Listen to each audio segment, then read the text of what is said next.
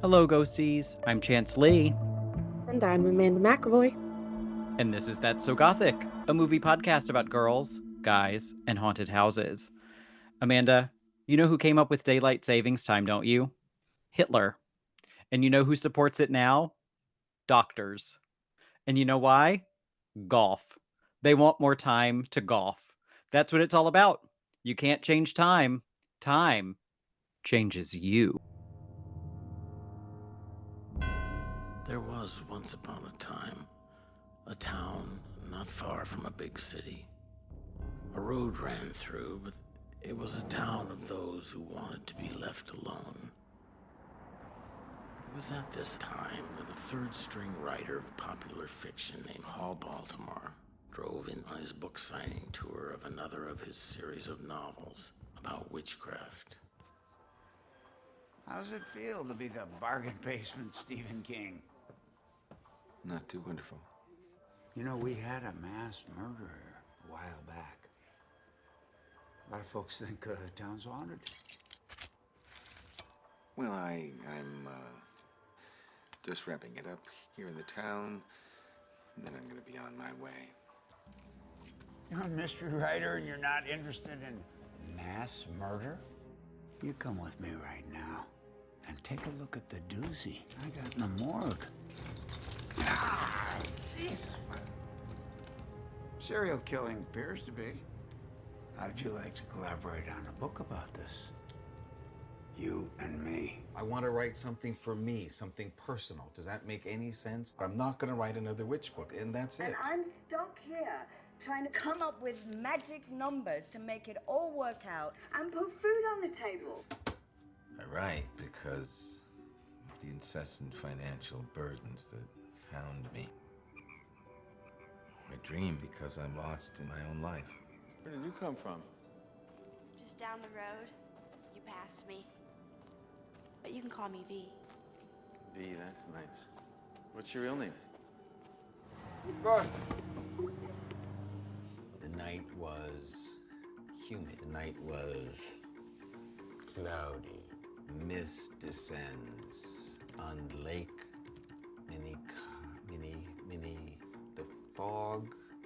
the fog. There was no fog on the lake. Hey, Bobby, it's Hall Baltimore.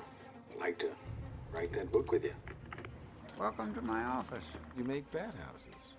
Yeah, and that's a birdhouse. Totally different. The bats and the birds know which is which. Well, normally I write about witchcraft, but what are vampires but witches that suck blood? Have a seat. Tell me what you got. Imagine this, written by Hall Baltimore and Bobby LaGrange. Sweet. Go on. Clearly it's the work of a serial killer. That Flamingo kid. He's the one that infects them. Are they evil? They're all into dark things, every one of them. They worship death. I want to know the truth. There are consequences. What choice do I have? Tell me all of the story.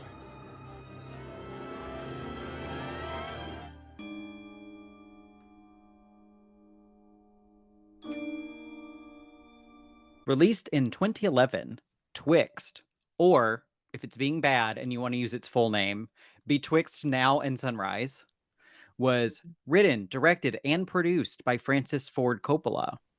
It stars Val Kilmer as Hall Baltimore, a struggling writer, Bruce Dern as Bobby LaGrange, a small-town sheriff, Elle Fanning as V, a bucktooth braces-wearing teenage vampire, Ben Chaplin as Edgar Allan Poe, who is literally Edgar Allan Poe, and Alden Ehrenreich as Flamingo. Yay! We get to talk about Alden again. And the last few movies I've said this is a road trip gone horribly wrong. This is space exploration gone horribly wrong. This is just a movie gone horribly wrong. This movie is a fucking mess. I've never seen anything like this before. It's so funny. That's exactly what I was just gonna say. Is I admire this movie because it is unlike anything that Mm-hmm. I could even have dreamed up. Well, Francis Ford Coppola did dream it up. This Yes. almost is a literal fever dream. It came to him in a dream, and he decided to film it. He told the New York Times that he was dreaming, and even while he was dreaming, he thought that it was a gift and that he could make it a story. But then something woke him up, and he tried to go back to sleep to dream up the ending, but he couldn't get to sleep. So he recorded what he remembered on his phone. And as a side note, I think they then just like shot off of that, like notes app, Yes. voice note on his phone. Yep. He says, I realized it was a gothic romance setting. So Oh, that's why we're here. yes. This movie was, it was a labor of love. It was a small movie. It was not a big release. It made like $2 million against like a $10 million budget. It has a 39% critical tomato It actually and feels high. a 19% audience tomato. And Roger Ebert didn't go anywhere near this movie. Oh, wow. Director of The Godfather couldn't get him to review his new movie. That is so wild. Why don't you summarize this movie, Amanda? I didn't know that I can. I started to write a summary and I was like, I can't. I give up. It bounces around. Actually, I shouldn't even say that. Okay, so it starts iconically with Val Kilmer as Hull Baltimore. He's a what does the sheriff call him? A bargain bin Stephen King knockoff or something? Yes. That's essentially his character. He's bargain Yep. bin Stephen King knockoff. He shows up, he rolls up into this small town. Um, I will bring many scenes up later, but one of my favorite scenes is in the beginning. It's narrated by Tom Waits, I believe. And Yep. they point out that this town has this clock in the middle, this clock tower. Um, and for really you would think that it has a narrator. This movie has a narrator, so there should be a good amount of exposition. Um, there is none because basically for no reason he connects the fact that this town has had a murder of children with the fact that this random clock tower is filled with the devil. Um, so anyways, Hall Baltimore, he was driving along. He passes by someone and asks if they're where the bookstore is.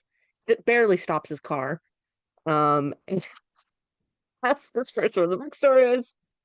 I don't want to go too much. I feel like I'm like going too much into detail, but it's so hard not to. Um, so he shows up at this bookstore. He meets the sheriff, Bobby LaGrange, who has some absolutely iconic lines. Bobby LaGrange is an old cantankerous sheriff. Um, he tells Hal Baltimore that he has a doozy in the morgue and that he's got to come see this. So he does. Um, very, it's this movie is what, less than an hour and a half? It's like an hour It and is. 20 minutes. It's like an hour and 20 minutes. And And I this feel is like it, the extended director's cut that we watched. right. Oh my God. I feel like it fits so much into it because long story short, Paul Baltimore decides to stay in this town and write this book. He feels inspired. Spooky shenanigans happen. He meets Dakota Fanning Elle. with that, yes. Oh, Elle Fanning. I'm so sorry, Elle. Um, with her vampire teeth. He also like solves this murder. It's I don't know. I don't know where else to go with this. Edgar Allan Poe shows up in his dream. Sure. Sure. There's this really funny B plot with his ex-wife who's trying to sell a first edition of Leaves of Grass. That's right. I forgot about It's that. very funny. It's very funny, those scenes. I I have such tenderness for this movie. I I love love that you love it. this movie so much. It's it's insane. It's an acid trip. Um, but it does star Val Kilmer. Rest in peace. I think he's incredible Yeah. in this. He hams it up. He's the highlight of the movie for Yeah. sure. he hams it up. Did you I, listen at all to any of the voice recording of um Francis Ford Coppola of his dream? no. So there's a special feature on the DVD. I couldn't finish it. I thought it was pretty bad. Gia Coppola, this was actually one of the first movies she worked on. She, of course, um, Big nepotism family, the Coppolas. yes. So she was working on this movie. So there is a behind the scenes documentary about this movie that she directed. Um, so it's basically just a home video of her. But it's really funny because, like you said, um, with the aspect of basically they just took his voice recording and filmed it. There is a part of the documentary where you're listening to the voice recording and you watch the movie beat by beat You're follow. kidding me. I Yes. thought I was joking. I know, and that's why I was like, did he listen to it? Because No, I literally watched it on Pluto TV. I didn't even oh, have special so features. funny. So Oh my god, that specifically makes so much sense. specifically the scene where Hal is dreaming, quote unquote, and he enters this inn and he meets it's actually the scene where you got your wonderful quote, time doesn't change for you, or you Mhm. can't change time, time changes you. Just really beautiful stuff. Um, that part, you can literally hear his voice recording being like, Hal meets these people, they say this. He takes a step over here. The rug is covering something that looks like a grave. Hal steps away. Like the owner explains that the whole floor is a grave. And it is literally you're watching the scene with this voice behind it, and it is beat by beat. He didn't show up to set. He left someone with his I'm convinced. He showed up to Wow. set once a week and left his voice note for everyone else. That's wild. Yes. So very funny that you pointed that out. Also, with the character being Bargain Basement Stephen King, that this Mhm. whole scene is Bargain Basement David Lynch. It's just like Yeah. it's like Francis Ford Coppola watched Twin Peaks and then fell asleep and dreamed this up. Yes, this movie does give, like, bad Twin Peaks vibe, Yes, like, Twin student Peaks fan film Twin fiction. Peaks. Yeah, Yes, yeah, that's funny. because that whole scene is like that one with that dwarf who talks backwards. Yes, in the room with the checkerboard and stuff. It's Yes. literally that. Yes. Also, it is so jarring in that documentary to see this whole movie being filmed in broad daylight, because obviously Oh. they used, color grading and special effects to make it look dark. It is so jarring. Wow. Yeah, it's hilarious. I kind of want to watch the special feature now. Like I said, I couldn't finish it. There was this part where Gia Coppola comes over the voiceover and says something about how because she didn't get enough like B-roll, she had to just insert photos of herself. And so that's what you're watching. So that's what she chose is photos of herself. She said something about how I think she said Grandpa was mad I didn't get enough B-roll, so now I have to insert photos of myself. Wow. Yeah, so wild. It might be worth watching just for like the look into the Coppola's dynamics. Didn't she just do her own movie recently? I'm not super familiar with Gia, so it's very possible. Um, is who's the famous Coppola who did like the Beguiled? Sophia. Sophia. Is she a granddaughter as well? I thought she was A daughter? daughter, Oh, okay. but she's Francis Ford Coppola's daughter, and yeah, Mm. she's Gia's aunt. I think I Oh, thought they were sisters for some reason, but oh, okay. Yeah, Gia did The Last Showgirl with oh, I did Pamela want to see Anderson. that Me actually. too, yeah. Maybe I Um, shouldn't shit talk Gia yet.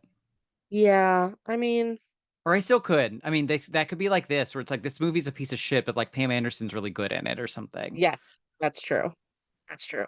I I want so badly to have been sitting in the theaters when people watch this Because could you imagine just being a human being and being like, oh, we're gonna go see a movie by the guy who directed The Godfather, and you go and you sit in your theater seat and you're so excited, and then this starts playing, Starts playing.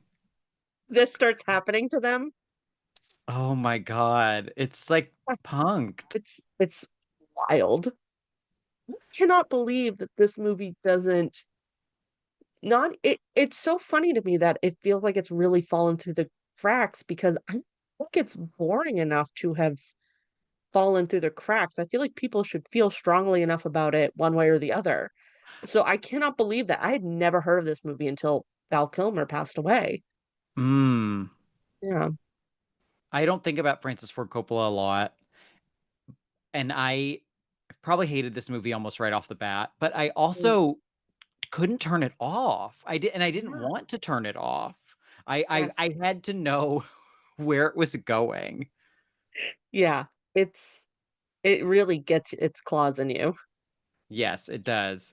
Mhm. And as we mentioned, it has a lot of actors in it. Let's run down the list and Mm. see what we have to say about them.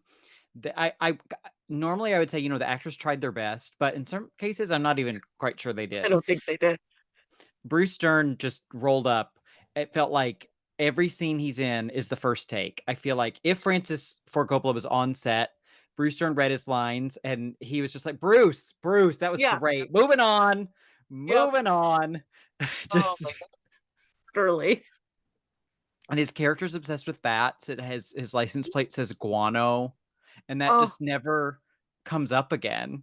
I almost I don't know what it was, but this is embarrassing.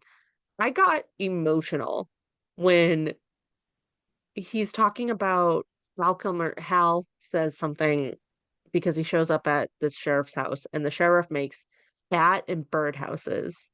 And Val Kilmer, Hal again, says something like, "Aren't they the same thing?"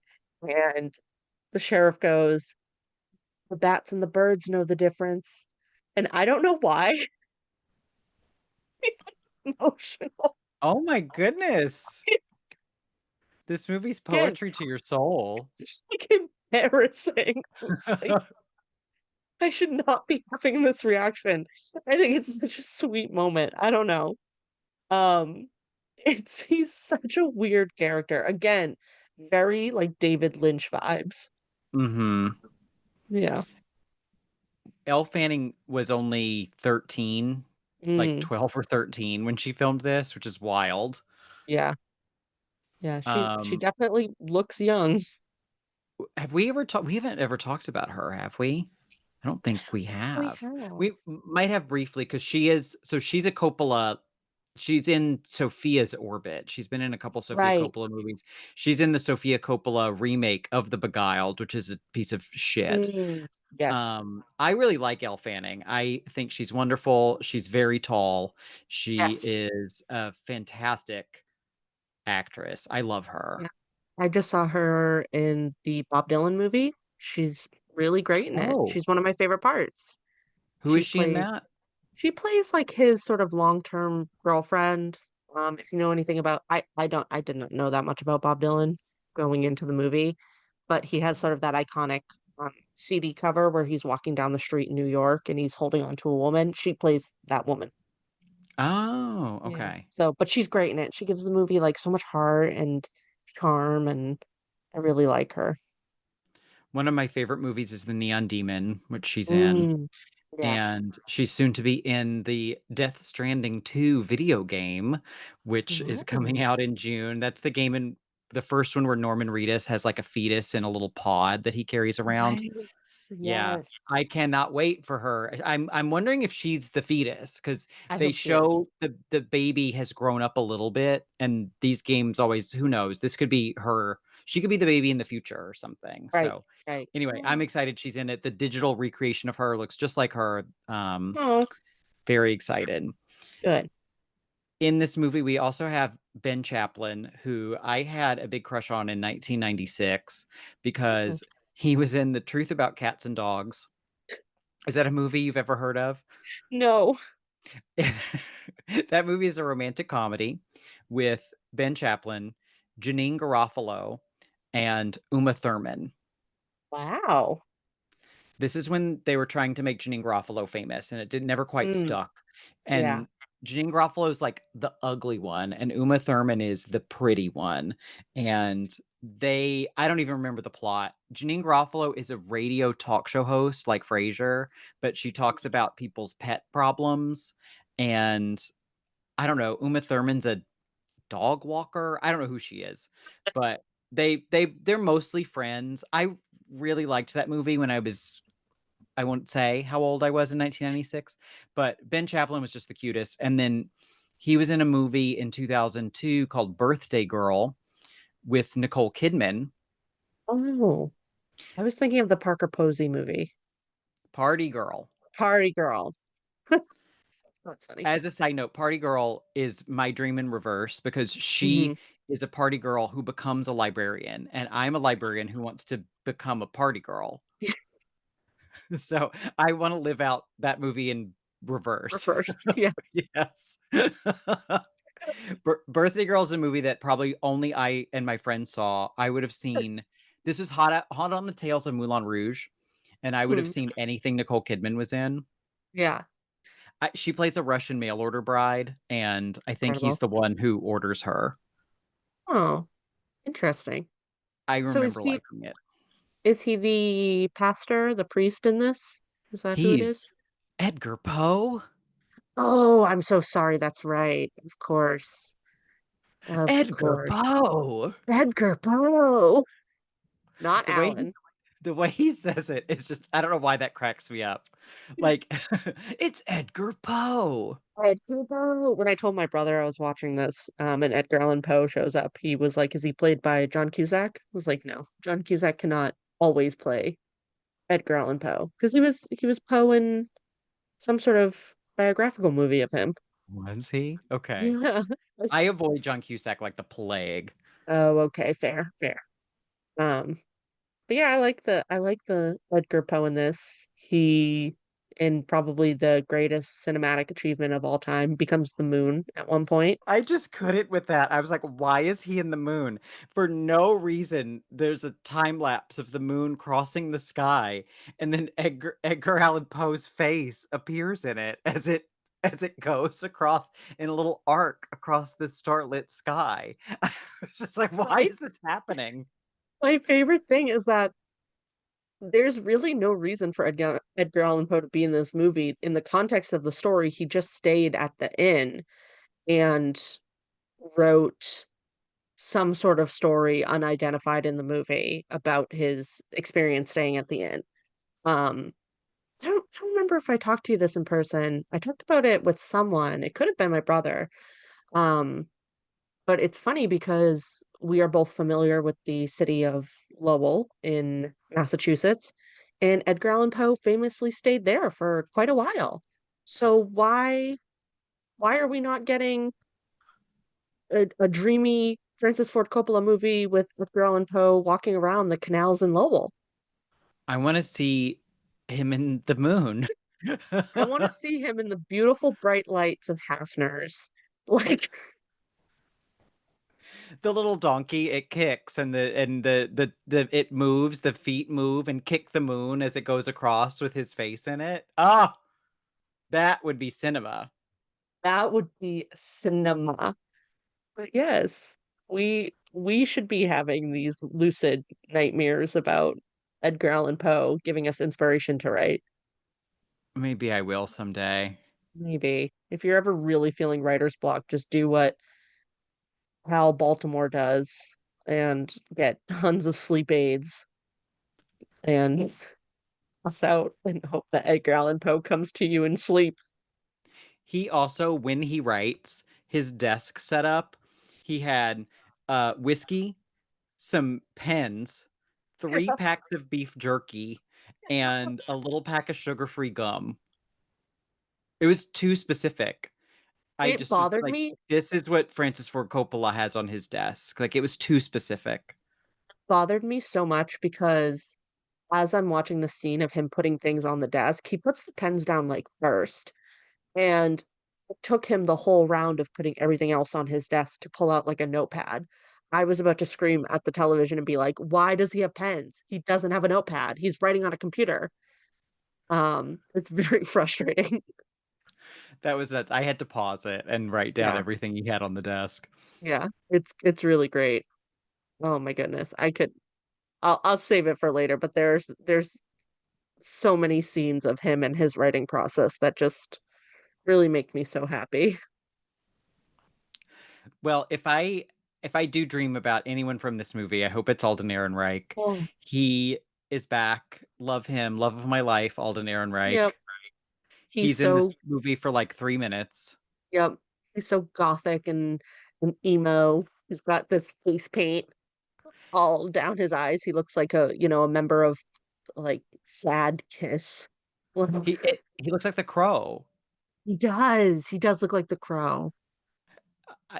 So I didn't realize that as much as I shit on Francis Ford Coppola, we do kind of have the Coppolas, I feel like, to thank for Alden Ehrenreich, because Yeah. his first four major projects, aside from a couple bit parts on TV, were in Coppola movies. Wow. This was his third movie. Hmm. He had been in another Francis Ford Coppola movie and a Sofia Coppola movie Oh. and a Sofia Coppola Dior commercial with Natalie Portman that I Wow. had never seen. It Yeah. was for Miss Dior Cherie. That's the Mm, fragrance. The commercial for that was so hot. really? It was so sexy. It was I so have to good. look this up. It was so good. He Oh, uh I sometimes just sometimes when people kiss on screen, I'm just like, mm, ew. yeah, Boy, you can just tell Alden Ehrenreich is a good really. kisser from Oh, this. Him and Natalie Portman are just so hot in a right. commercial that's like 30 seconds for TV, and from also someone I shit on a lot, Sofia Coppola. But boy, that commercial is fire. Oh, I'm so excited to watch this later. Please watch. And he'll be in a movie this year. Alden Ehrenreich has a new movie coming out this year. He is going to Nice. be in Weapons, which is the new Zach Kreger Oh, movie, who did that's cool. Barbarian. I'm very excited to see that. Did you watch the teaser for it yet? No. It's very creepy. Um, oh, I obviously Alden Ehrenreich, incredible. When he came, because I had no idea he was in this movie before watching it. And so the first time you see him, I feel like he's pretty unrecognizable unless you know like who to look Mhm. for. It's kind of like a profile shot, but I still in my head was like, no, no, there's no way. Like it kind of looks like him. And then when you get like more of an introduction to him, I literally thought to myself, this is too perfect. Because I was watching it at the time, just seeing if this movie would be something for us to talk about on the podcast. I wanted to talk about a Val Kilmer movie. So I'm watching it like thinking of, oh, what can we talk about? Like, how does this movie, whatever. And when his beautiful mug filled my TV screen, I was like, it doesn't matter if this movie fits any of our other criteria. There's Nope. our man. Ah, He's he's so charming. I mean, he literally has, like you said, maybe 3 minutes of screen time. Like he has almost zero dialogue. I don't even remember what he said. He rides a motorcycle and he yep. looks really Terrible hot doing it. makeup. But Terrible yeah, oh, makeup. he shines through it. Yeah. The only like vague line of dialogue I kind of remember is when Paul Baltimore goes and like meets him and he Paul kind of implies that like the girls are being held there against their will. And Alden Ehrenreich says something like, "Oh, but we're having fun, aren't we, ladies?" And they're all like, and it's like, yes, absolutely. I would hang out down by the river with Oh, Alden Ehrenreich for sure. 100%. I do not understand the point of him and his group in the movie. I don't know if they were actually practicing some sort of witchcraft. I think they were being accused of. I do not understand. Um, but no matter what they were doing, sign me up. Sign me up too. Sign me up. That part, it reminded me of the true crime case the West Memphis 3, the kids who Oh, went to jail for killing those kids, even though they never did it, but just because right. they looked creepy and people Yeah. thought they worshiped Satan. Like it just felt like that kind of satanic panic, but then Yes. this movie amounts to nothing. So It's they never came back to that. and so bizarre. Yeah, the sheriff is always like immediately jumping. I mean, you kind of there's like if you want to give the movie any credit, there's like kind of like a hidden, you know, of course he's probably saying this because of, the ending.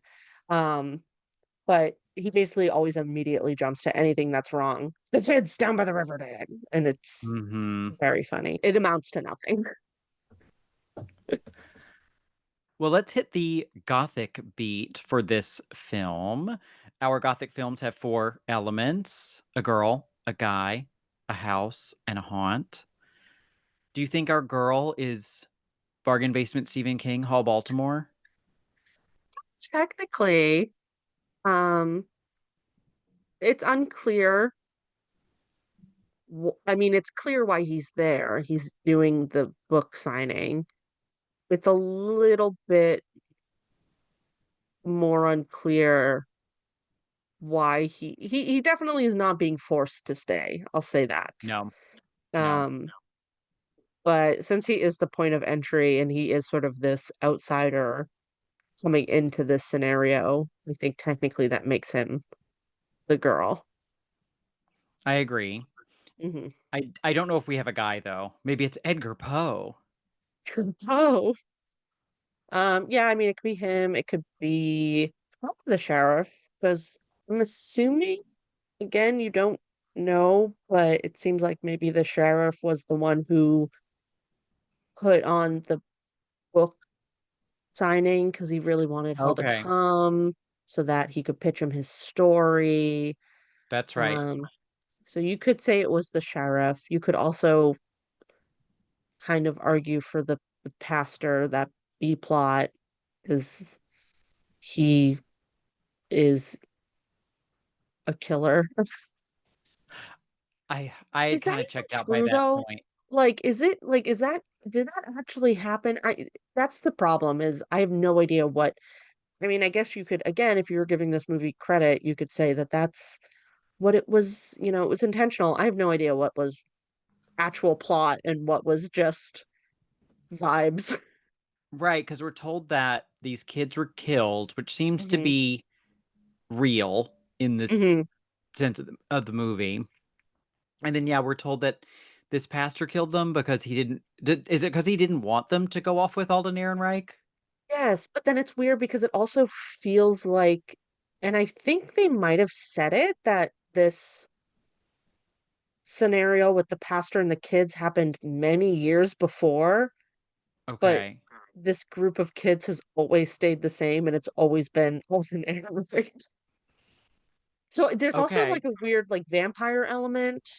Yeah. Um, yes. So he does kill the children because he's so adamant that they don't join this group of occultist witch vampires.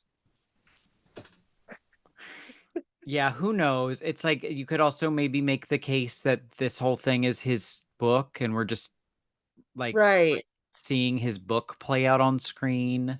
Yes. Yeah. It's hard to explain. Yeah, I don't I can embrace ambiguity in a film, Mhm. but not when it's ambiguous because it seems like the creator doesn't know what the point is. Yes. Yeah, that's the thing is and that's why I keep saying, like, if you wanna give this movie some credit, I don't think any of it was intentional, like, I don't think it was meant to be this, like, art house ambiguous, like, the audience is smart, they can use their brains to put together, like, I don't think that was Francis Ford Coppola's thought process whatsoever. I think he thought, "Let me film this. I wanna put Edgar Allan Poe in the moon, put it out for production."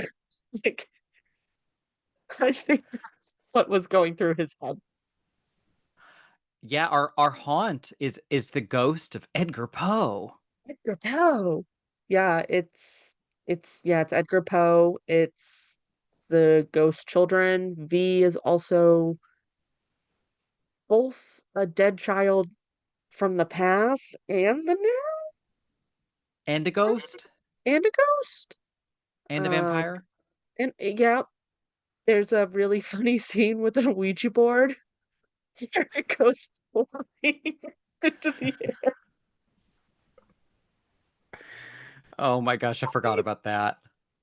And it's oh my God, it's so funny. And it's oh it's so confusing because so the and correct me if I'm wrong, because I will say I watched this movie 2 times, but the second time I watched it, did fall asleep before like, the last, I think, 20 minutes, so I'm not Right. 100% clear on the ending. And then you dreamed the rest of it. I dreamed the rest of it. So I did see the ending the first time I watched it, but on my second rewatch, I fell asleep, so kind of forget the ending. But the ending is that the sheriff killed the body in the morgue, right? Am I wrong on I that? I think you're correct, but it's because he Yes. thought she was a vampire. Yeah. So, because he's really obsessed with this concept of like a self-staking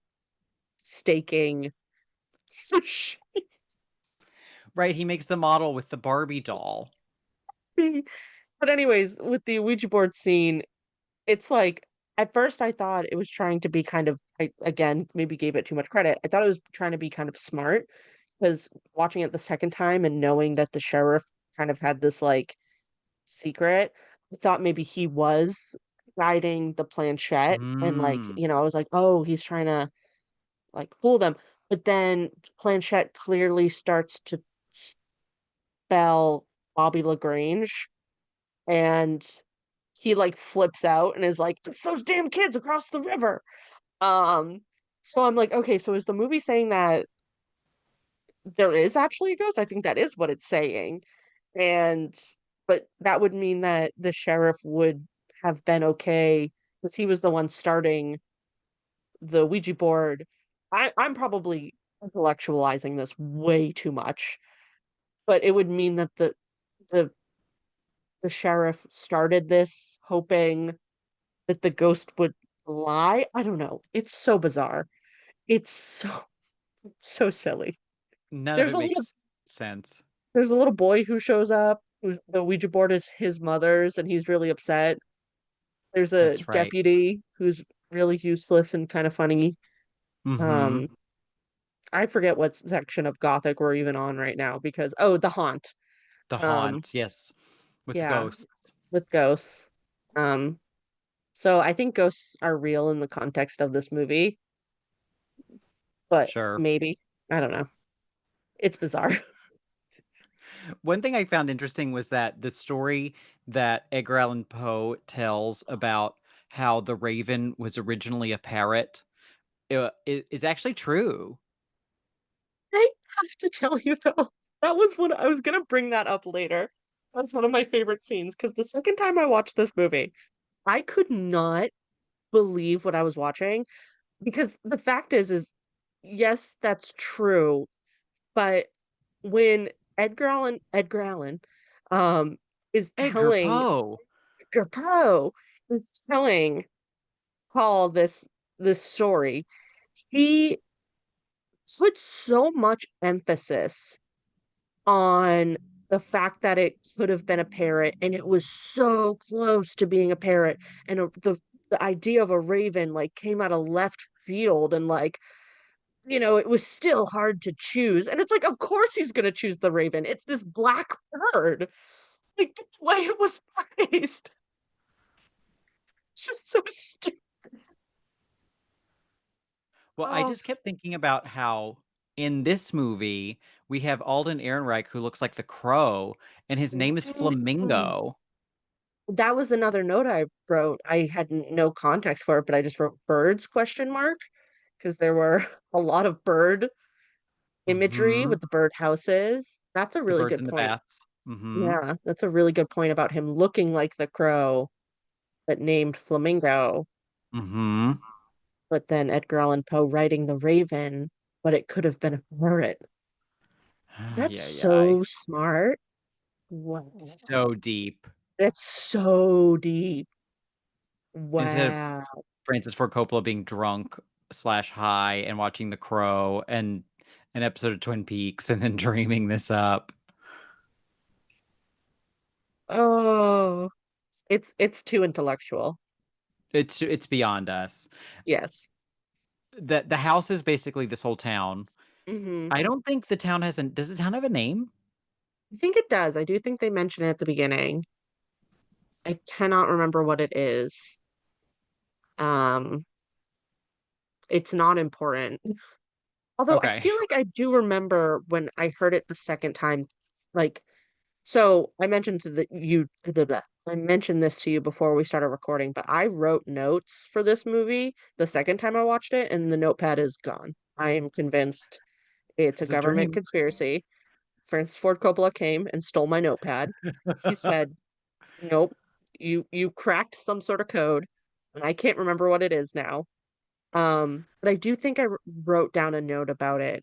So I wish I could remember, but I don't think it's that important if I can't remember. Um, That's fair. yeah, it does have some sort of, it's like a two-part name, but I'm sure it's not important. But the town has this clock face with this clock tower with seven faces, all on different times. And Everyone's making a big deal of it. everyone in the town is a complete moron because they can't get anywhere on time. No one knows what time it is because this I clock know. tower has 7 faces. Can't do it. Get a watch, get a sundial, get anything because time is not changing or Right. weird in this town. Yes. It's not like time is being, you know, manipulated or moving. Right. This isn't a Tenet uh Christopher Nolan situation where we're playing around with Yes. time. It's just a bunch of morons who don't know what time it is because the Yes. clock tower has 7 different times on it. Yes. It's and again, the clock tower is completely separate from like this creepy inn in the woods. It seems to be completely separate from like the history of this town, but it also is like very central to the narrative. Another bird thing, there's always an owl on it. It's always, Oh, yeah, so owl, knowledge, maybe you can't Francis Ford change. Coppola was playing Legend of Zelda Majora's Mask. Bet he was. What year? So this was 2011? Majora's Mask is from like Yeah. 2003. Yeah. And maybe he used to, maybe, I don't know, maybe Sophia's a secret gamer. Maybe he used to watch her Mm, play it. But yes. that game was inspired by Twin Peaks and Oh, has a clock tower and an owl. wow. That's really cool. I didn't know it was inspired by Twin Peaks. That's fun. Hmm. Hmm. That's why it's so weird. Yeah. I'll have to play that again soon. Yeah. That one Hmm. is a game though where the time is changing. Like you manipulate Mm, time in that game. right, right. It's Yes. not just Not that no one knows what time it is. no one knows what's going on.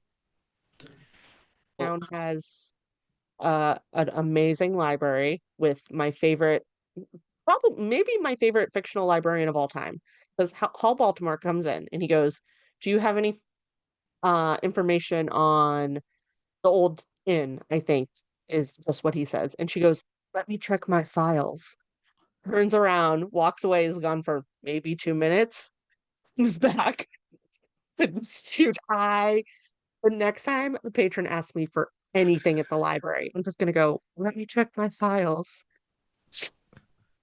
Walk away for 2 minutes, come back. come It back with everything. with everything. And then again, I wrote this down on my notepad, so I wish I had the exact wording. But one of my favorite parts is he's looking through these like again, all he asked for is the inn, and she just happens to find all of these amazing articles on the murders that happened there, yada yada yada, kinds of stuff.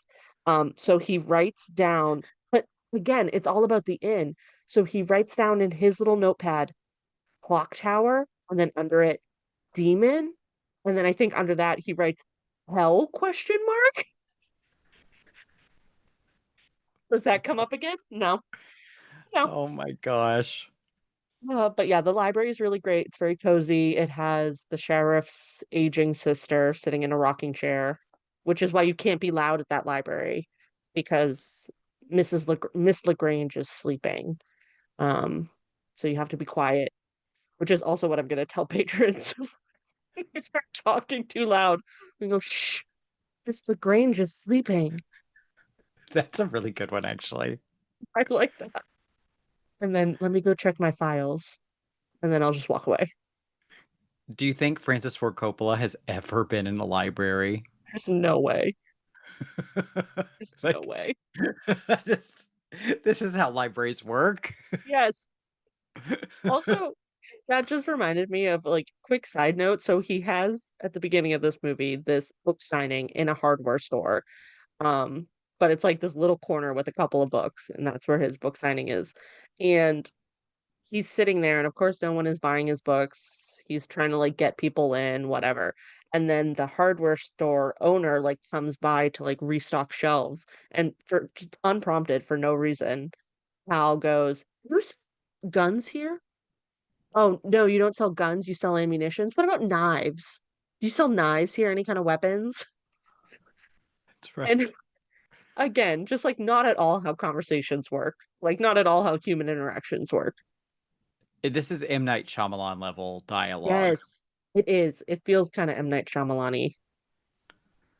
Well, we have some bonus gothics, as you mentioned. We have a rocking chair. Yes, we That got might that. be it, though. Is there no piano? I feel like there might be one in the inn, but I don't know if they play it. If there was, it wasn't memorable. Yeah. Yeah, no romantic rivals. Um, no incest. Still need to watch a good. I mean, there's like a creepy pastor is being creepy towards children, but I Hmm. don't think we should be That's counting just that. Catholic, yeah. Yes, it's just That's just Catholicism. Catholicism. R.I.P. Pope Francis. I think the clock tower is an attempt at Mm, being gothic, even if it isn't one of our official yes, categories. that's true. Yeah, like a fucked up clock could be a very gothic element. So, before we decide our verdict, why does Francis Ford Coppola think this is a gothic romance? What's the romance? There's no romance. You're Is right. it I like between didn't. Hall Baltimore and the sheriff? Like I was just gonna say I think it's a Bobby LaGrange Hall Baltimore. I mean, really, I think it's Hall Baltimore and Edgar Poe. Edgar Uh, Poe. Poe. Um, They do yeah, have some bonding moments. yeah. I hope he's not trying to imply anything with. Well, there's the again very convoluted V ends up riding away with Flamingo. Flamingo. There's that. I Sure. don't know. Um, the scenes with Hall Baltimore and his estranged wife are some of my favorites because neither of them can agree where they have to look to be looking into a webcam. And they also definitely just recorded one side. I don't know whose, but they recorded one side of someone's dialogue and they gave it to the other person and they said respond because it's so this whole movie, we also haven't mentioned it. This whole movie feels like it was dubbed. Like Yes. it's Yeah. really bizarre. Um so yeah, I mean there's I guess some romantic tension there, but he just kind of seems like a jerk. Yeah, Um, there's at least two or three different video calls in this one with him and his wife and him and his editor.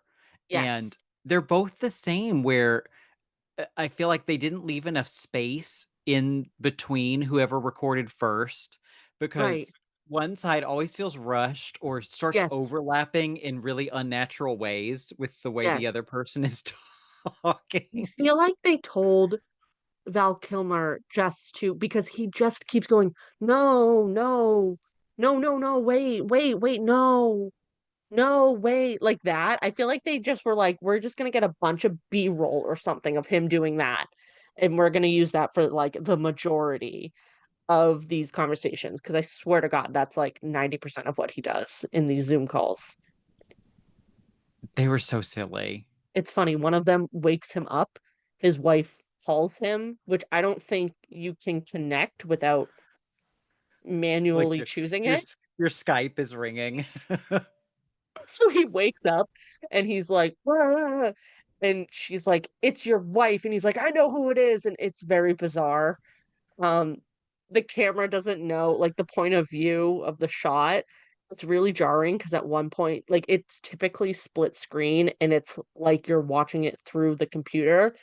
But then at the end of one of the scenes, it decides instead to be the camera behind, like the film camera behind the computer. So then it's really jarring because they're looking in weird places. And then he closes his laptop screen, which is off, screen of the movie. And I'm not kidding you. I almost had a mental breakdown from it. It's like, what is happening? Like, out of everything in the movie, I feel like that one was the one that got me. It's like they're just doing the blocking, but they decided to keep it. That we're Yeah. keeping that. Done. That's good Yes. enough. That's good. Good. Wrap it up. Moving on. Oh, so good, Val. Moving on. Yeah. Do another Godfather impression. 'Cause he does do that as well. He does I Marlon didn't make that connection. He does. Brando. He does a really good Marlon Brando. Um, yeah, but anyways, I don't know why Francis Ford Coppola thinks there's any romance in this. No, me neither. Do you think it's gothic though? Is it so gothic, gothish, or no gothic? In my heart, I want to give it a so gothic. Just because, like, it has Edgar Allan Poe, it has like the creepy inn, it has this weird dream sequences. Like, it is, whether or not it achieves it, it is shooting for gothic. I agree. I do agree with you. It doesn't achieve anything, but it wants to. And in different hands, I on paper, I feel like I would like this movie. I love a weird small Mm, town where nothing happens and there's a bunch of kooky characters and some right. sinister undercurrent. I love all that when it Hmm. actually develops into something. So I wanted to like the town, but it Hmm. it, it does. It has an attempt at atmosphere. Yes. And I will say, I think the greatest thing Francis Ford Coppola did with this movie was keep it under an hour and a half. Because if it was any longer than what it is, it would have been unbearable. Like I said, I still ended up falling asleep before the last 20 minutes. I do think it loses some steam. Um, it, but thank God it's as short as it is because I think it would legitimately, and I'm not saying this in my opinion. I really like this movie. This is a so bad it's good movie for me. So I'm not saying this to be mean. I think it would legitimately give you brain damage if it was longer. It would. There's no way in hell I would have finished this if it was Yes. longer. That's one of the Right. reasons I finished it. I was like, "Oh, I only have like 45 minutes to go." Right. Yeah, might as well just get through it. Exactly. Just let it happen to you. Honestly, yeah. And I am glad I watched this. As much as I Mhm. hate it, I Yeah. am glad that I watched it. If only one of the things I'm not a Francis Ford Coppola fan at all. Mhm. I didn't like the Dracula movie we talked Yep. about. I don't like The Godfather. Uh those might be the only, oh God, that movie Jack where Robin Williams is a Right. adult like child is one of the Yes. weirdest worst things I've ever seen in my life.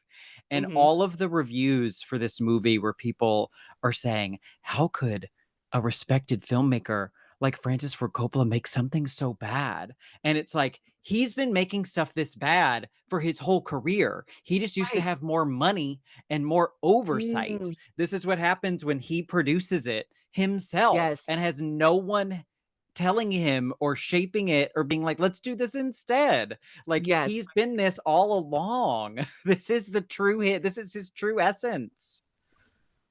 Has he must have made a movie since this, right?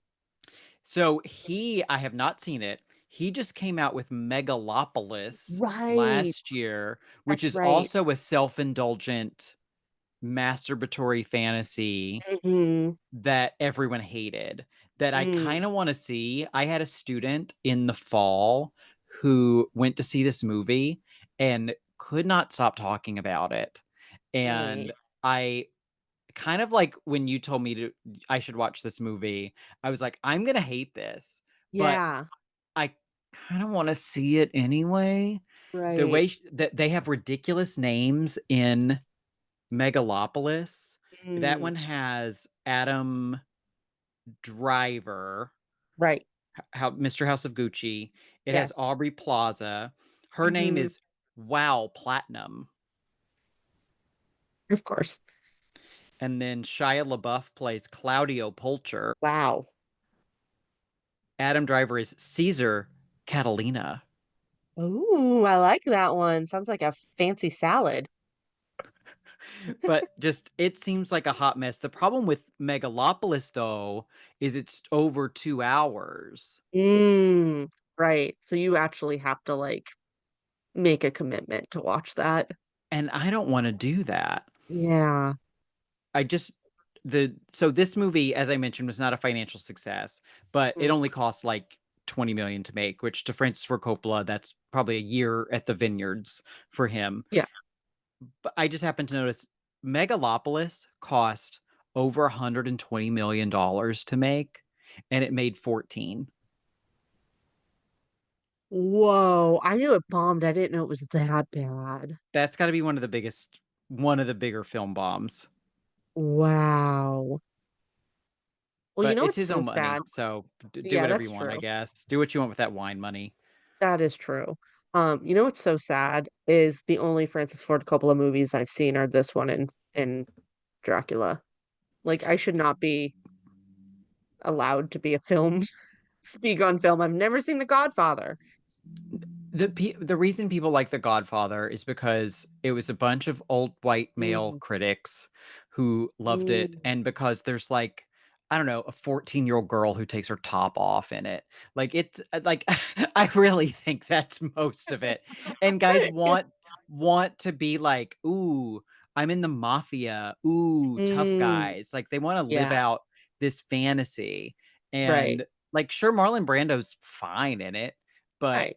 we have Mr. Misery, James Caan. He sucks in it. Like he Mm. sucks in everything. Like it's just I I I just watched The Godfather for the first time maybe like 2 or 3 years ago, and I Yeah, was just like, this this is the movie that people think is one of the greatest movies of all time.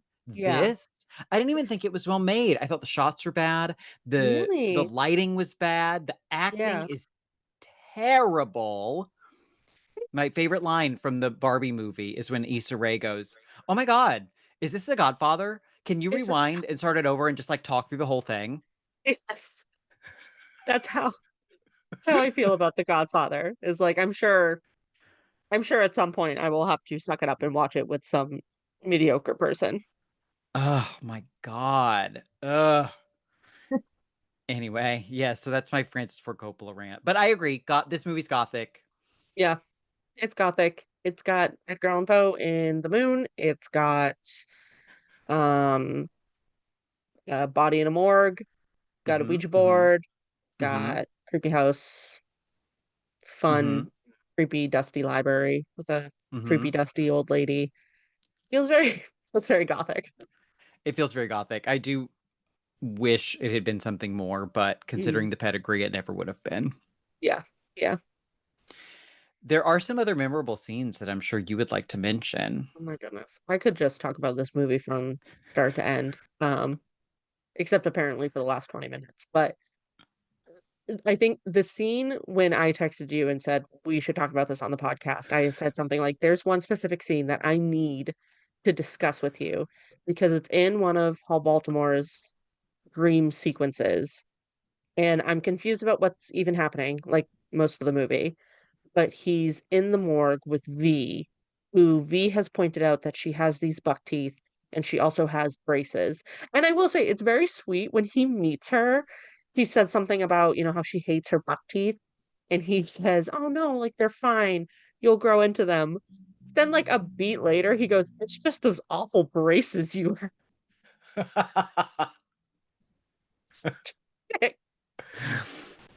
But anyways, there's a scene where they're in the morgue together and she's talking, and I do not know what prompts it. I probably missed it. I was just too, my head was like physically spinning at this point, but her braces come flying off of her mouth. Her vampire teeth start coming out. Yes, yes, the Yeah. vampire teeth start growing, which causes her braces to just like not like fall, not like shatter, like explode off of her teeth. I wish this movie was filmed in 3D. So Oh, you that would have been good. faces coming at you. They come shooting at the screen. It's And then they have the reaction shot because they go like ping ping like over Val Kilmer's shoulders. Like they literally someone is off camera like throwing pieces of braces at him and he's like dodging them. It's amazing. it's oh, oh, I love that scene so much. Besides that, I do feel like I've touched on a lot of my favorite scenes. Like I said, the library scene is like top tier library scene in any movie for me. Um, there I recommend this movie. Do you have any scenes that you would like to address? Yes, there's two. So Mm, one is the scene that happens immediately before V's first appearance and he drifts into this dream world. mm. He's staying at the inn, which even though Edgar Poe stayed there, presumably it's been updated and has indoor plumbing, but Oh my he God. comes outside and just starts like peeing on this fountain. I was gonna mention something about that, but I was like, I must have missed something. It's not worth bringing up. But I'm so glad you pointed it out because I had the same exact thought. Why It's like, is why he is he outside leaving peeing? his hotel room that when he's on okay, I'm so glad you brought this up because I did think about it because then you get a scene of him on a Zoom call. So I'm like, it must be like I've never stayed in one, but I know that there's like what are they called? Like hostels where everyone has like a shared bathroom. Maybe it's a situation like that. He doesn't want to, but there's specifically a scene where he's on a Zoom call and you can see the bathroom door behind him. I didn't even notice that. So that is so funny. Yes. He just starts peeing on what did you say? It was like a fountain or It's like a something? fountain because I was just like, what is this? It's like a Yes. rock that's emitting water and then he goes to pee on it. And the It's pee a sound piece of effects are art in this yes. in this historic inn and he's peeing on it. And the peeing sound effects are crazy. They are so loud, and I thought maybe it was, like, just the fountain, but the peeing sound effects stop at some point, Mm. and they are crazy loud.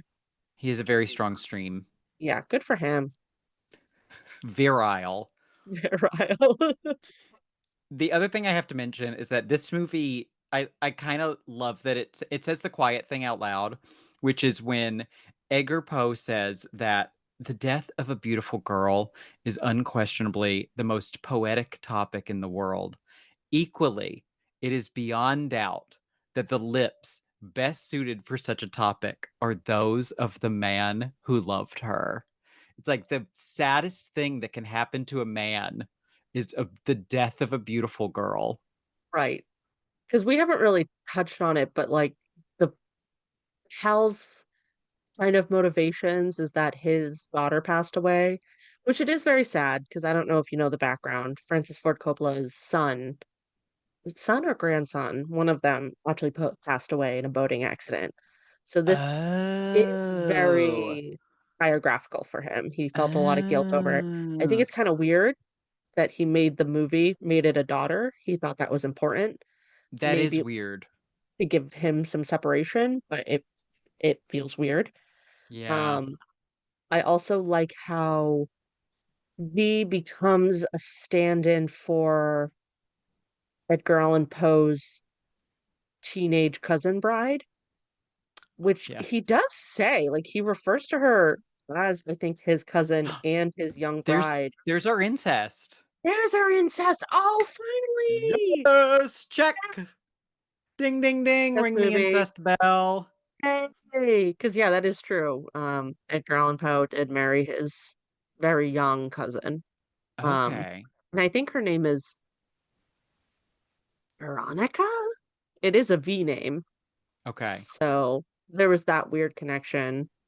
Um, but you're right. It is funny that he mentioned that, of course, the most tragic thing is to lose a pretty young woman. It's like, sir, you're not supposed to say that. Yeah. But yeah, that's weird. Okay, yeah, I didn't realize that he had a like a relative who died in a boating accident. That's sad. Yeah. It Um, so it's not like he's trying to rewrite necessarily that specific aspect of it. So to change the gender seems questionable. Again, yeah. it's like obviously you don't want to say too much ill about that specific situation. I'm sure it was incredibly difficult, and I'm glad that he had the capability to process his grief in his art form, whether or not it's good. That's very I at least magnanimous of enjoyed it. you. Yeah. Yeah, I enjoyed it at least, so I'm happy that this exists. But, um, you know, Francis Ford Coppola, you keep on being a little weirdo, I guess. Just like Stephen King, we're subsidizing his therapy.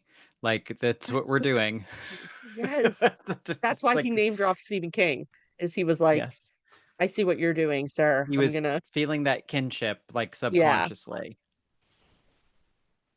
Ah, that's beautiful. well, that's all I have to share about Twixt. Yeah, Betwixt now and an hour and 20 minutes from now. beautiful. Well, what else have you been enjoying when you haven't been enveloped in this fever dream? That is honestly hard to say because I do feel like this movie has so I probably only watched this movie for like 2 hours and 20 minutes, and I feel like it took over 2 weeks of my life. Um, just 2 weeks I'll never get back. But I did. In the meantime, I did go to New York City and I got to see Cabaret live. And Ooh. it's so nice because I I do love going to see live performances. Um, what Cabaret does really well, at least this iteration, is they really like make the whole experience very immersive. Um, when you walk in, it feels like you're walking into like a cabaret. It's very like velvet and like cool and um they have performers sort of like out and about in the theater before the show starts, like, keeping you entertained. It's really nice. And this particular performance, it's stars Orville Peck as the MC, who is one of my favorite Okay. musicians. So that was really the reason I went was I love Orville Peck. He was so good in it. Um, just very weird and kooky and kind of creepy.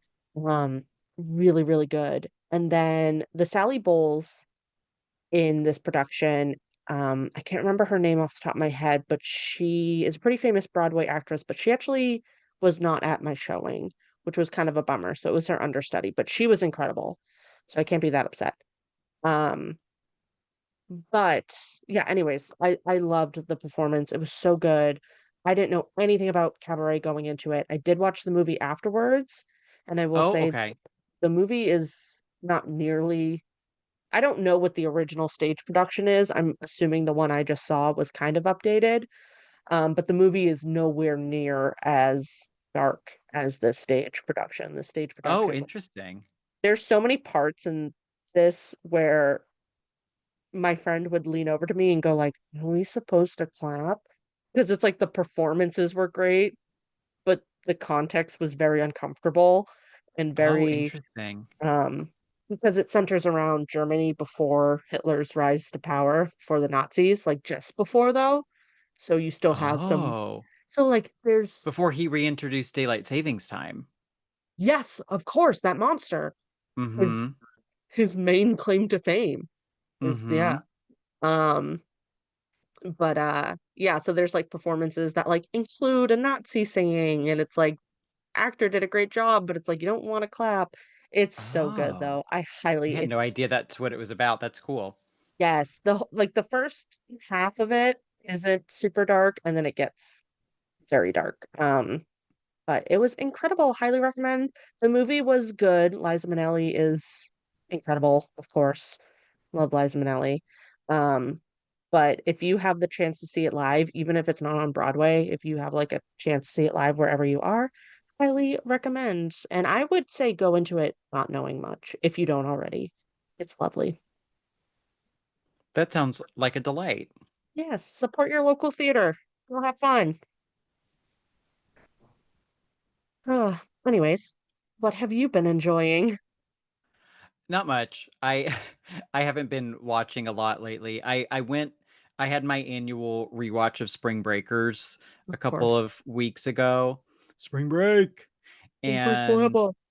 I fell into a bit of a Harmony Korine hole. Mm, So I watched Kids, which mhm, was written by Harmony Korine but directed by someone else.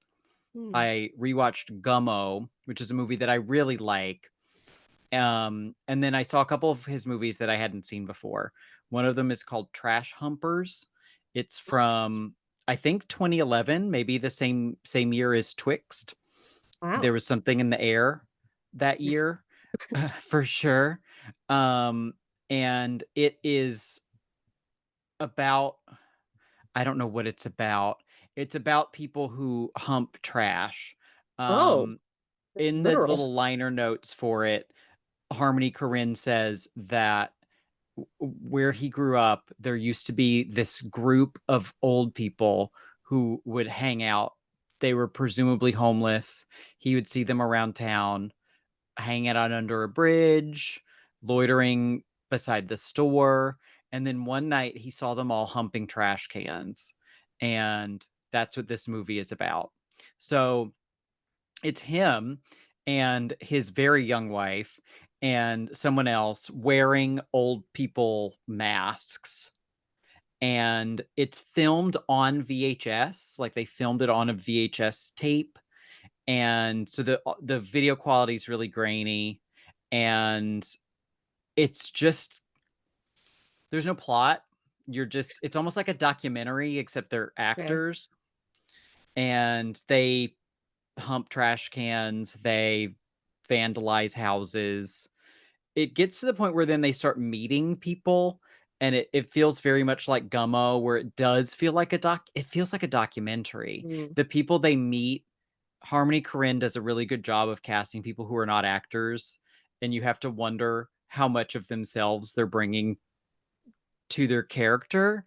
right. Um, and so there's some really interesting interactions. Like they meet these two guys who presumably have escaped from a mental hospital because they're wearing hospital gowns, Yeah. and they have a pair of stockings on their head that's connecting them.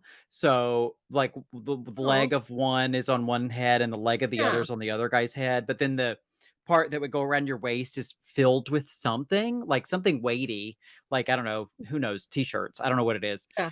but and they're connected, and at one point they do a puppet show where they put socks on their hands and they pretend to be Chang and Eng, the original like quote Siamese twins, and Yeah. they do this little performance. Movie's very bizarre, and I was not in the right headspace when I first turned it on. I turned it Hmm. on with a friend. I was like, let's watch this. We'd watched Gummo together and really enjoyed it, and then we turned this one on, and it's just them humping trash cans, and then you cut to like a slow zoom of just a toilet in like a lawn, and you just watch this toilet, and I was like, I'm not in the space for this, so I turned it off, Yeah. and I looked at my friend. I looked at my friend. I said, I'm so glad I paid $85 for this, Oh my because God, I did did. you? Yes. I ask you how you watched it. So I imported the Umbrella Video from Australia, collector's edition, which is on Blu-ray. It comes with a really I love a book of essays that comes with a movie. Oh So it yeah. comes with a really nice book of essays. It also comes with a movie on VHS tape, which That's fun. is kind of feel like the way to watch it. I feel like I should have found a Yeah. TV VCR and watched it. But so I watched that. But what I want to talk about though is his movie that I think you mentioned to me, Mr. Lonely. Oh, yeah. I've never watched it, but I always wanted to. I recommend it. It's very, Good. very bizarre. It Mm, has a narrative, unlike many Harmony Korine movies, especially from this time. It has stars Diego Luna as a Michael Jackson impersonator mm, and Samantha Morton as a Marilyn Monroe impersonator, and they meet each other. So Michael Jackson lives in Paris, and he mhm, meets the Marilyn Monroe impersonator. She invites him to come live on on her compound that is populated by impersonators. mm. And her husband is Charlie Chaplin, and their 6-year-old daughter is Shirley Temple. Shirley Temple. There's a Madonna. There's Sammy Davis Jr. There's Abraham fucking Lincoln. There's Queen Elizabeth. There's all of these different people, and their dream is to put on kind of a variety show where they Mhm. impersonate their various people. Oh. Anyway, I don't even want to talk about that. I want to talk about this B plot in the movie that is not connected to the rest of the movie in any way, shape, or form. And I don't know why it's in there, but it really astonished me. There's this whole subplot where there's a group of nuns in some unspecified, impoverished country. And Mhm. there's a priest played by Werner Herzog, the director, What? and he talks a lot, but they're gonna get on a plane and they're gonna fly over a village and they're going to throw food out to the Mhm. village because they're doing like airdrops of food. And so they're flying and he goes, "All right, drop, drop." And the nuns are dropping it. And then one of them falls out of the plane. And the way this was filmed was one of the most like startling, shocking things I've seen. Um, the way it's done is just honestly it's masterful the way it's done because she just falls and like they filmed it with someone who is skydiving but like in a habit, Oh, you know. And I mean they film it almost like the entire wow. way down. It Yeah, was really, really astonishing, and I don't want to spoil where it goes from there because that subplot does go places, even if that's it never wild. intersects with the rest of the movie ever. Um, It's so wild. but that scene was so good. That was my highlight of the week was a nun falling out of a plane. R.I.P. Pope Francis. The performances are really good. It's Mm, very strange movie as to be expected, but yes. um yeah, I do recommend it. And that I've watched like 4 or 5 Harmony Korine films in the span of a month, Mhm. and his there's certain things that I notice show up in a lot of Mm, movies. He's really fixated on masks. And yeah. like my favorite scene in Spring Breakers is when they put on the pink ski masks and Yes, they dance. of course. And Trash Humpers, they're acting in masks. Hmm. The act of being an impersonator is a mask. Oh, yeah. Like just that's a recurring theme that comes up in his Mm, movies. That and just like random acts of destruction come up mm, frequently in his movies. okay.